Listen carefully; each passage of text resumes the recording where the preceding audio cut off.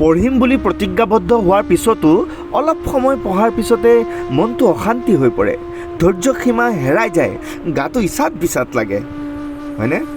তেন্তে এই সাধুটো শুনা। ভাল মনৰ ছাত্ৰ ছাত্ৰী আৰু বান্দৰ মনৰ ছাত্ৰ ছাত্ৰী। ভাল মনৰ ছাত্ৰ ছাত্ৰীয়ে নিজৰ পঢ়া শুনাৰ বিষয়ে ভাবে, তেওঁলোকে টাইম মেনেজমেণ্ট কৰিবলৈ জানে, তেওঁলোকে চেপ্টাৰৰ চিলেবাছ কেনেদৰে সম্পূৰ্ণ শেষ কৰিব সেইটো জানে।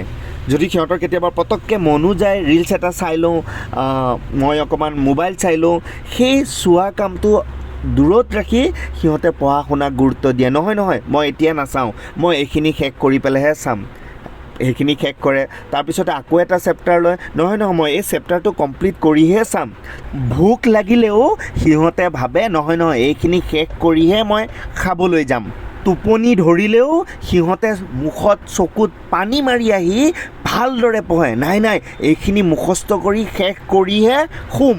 তো এনেদৰে সিহঁতে এক ৰাতিৰ ভিতৰতে এখন কিতাপত যিমান চিলেবাছ আছে, যিমান চেপ্টাৰ আছে, গোটেইখিনি শেষ কৰিবলৈ সমৰ্থ হয়। কিন্তু বেয়া মনৰ ছাত্ৰ ছাত্ৰীসকলে যেতিয়া তেওঁলোকৰ মূৰত বেয়া পোকটোৱে কামোৰ দিয়ে, তেতিয়া সিহঁত হৈ পৰে বান্দৰ মনৰ। মানে বান্দৰ যেনেকৈ জঁপিয়াই ফুৰে, যেনেকৈ চেলেং ফেটেং কৰি ফুৰে, কোনো এটা কামত গুৰুত্ব নিদিয়ে, তেনেকুৱা হৈ পৰে। এতিয়া বুজি পালোঁনে বান্দৰ মনৰ ছাত্ৰ ছাত্ৰী কেনেকুৱা আৰু ভাল মনৰ ছাত্ৰ ছাত্ৰী কেনেকুৱা? গতিকে তোমালোকৰ কোনটো হ'বলৈ মন, বান্দৰ মনৰ নে ভাল মনৰ?